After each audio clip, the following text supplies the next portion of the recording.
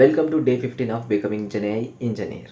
ఈ కాన్సెప్ట్ తెలియకపోతే మీరు ఏఐ అని మాట్లాడడం కూడా వేస్ట్. టోకెన్స్ అనేది మోస్ట్ బేసిక్ కాన్సెప్ట్ అన్నమాట ఏఐ రిలేటెడ్ టాపిక్స్ లో. టోకెన్స్ కి బెస్ట్ ఎగ్జాంపుల్ ఏంటి అంటే, లెట్స్ కన్సిడర్ మనం ఒక బిల్డింగ్ ని కన్స్ట్రక్షన్ చేస్తున్నాం. దాంట్లో ఒక్కొక్క ఇటుక ఏదైతే ఉందో ఇంపార్టెంట్ రోల్ ప్లే చేస్తుందో, అలానే టోకెన్స్ కూడా. లెట్స్ కన్సిడర్ మీరు ఒక ఏఐ మోడల్ కి ప్రాంప్ట్ ఇస్తున్నారు as a input, and even ఆ ఏఐ మోడల్ మనకు ఒక అవుట్పుట్ ఇస్తుంది. సో ఇచ్చే ఈ ఇన్పుట్ కానీ అవుట్పుట్ కానీ కంప్లీట్ ఒక 2 to 3 పారాగ్రాఫ్స్ వచ్చింది అనుకుందాం. ఆ ఏఐ మోడల్ ఆ పారాగ్రాఫ్స్ ని కన్సిడర్ చేయదు, ఈవెన్ లైన్స్ కూడా కన్సిడర్ చేయదు. ఒక్కొక్క వర్డ్ ని యాజ్ ఎ టోకెన్ లాగా కన్సిడర్ చేస్తుంది. డాగ్ అని, క్యాట్ అని, కార్ అని, బైక్ అని, ఇవన్నీ ఇండివిజువల్ టోకెన్. ఈవెన్ కొన్ని సినారియోస్ లోపల ఒక వర్డ్ ని 2 టోకెన్స్ లాగా కూడా అది కన్సిడర్ చేస్తుంది. ఇలా ఎందుకు చేస్తుంది అంటే, బేసిక్ గా అది ఒక స్పెల్లింగ్ ని గుర్తుంచుకోవాలనుకోవట్లేదు, ఆ మీనింగ్ ని ఐడెంటిఫై చేయాలి అనుకుంటుంది. ఆర్ ఎల్స్ మనం ఇచ్చే ప్రాంప్ట్ ఏదైతే ఉందో దాన్ని కంప్లీట్ టోకెన్స్ లాగా డివైడ్ చేస్తుంది. అండ్ ఈ టోకెన్స్ ఎక్కడ యూజ్ అవుతాయంటే, ఏదైతే ఏఐ కంపెనీస్ ఉన్నాయో, ఓపెన్ ఏఐ, క్లౌడ్ అని, ఇవన్నీ యూజర్ దగ్గర నుంచి చార్జెస్ చేయడానికి బేస్డ్ ఆన్ ద టోకెన్స్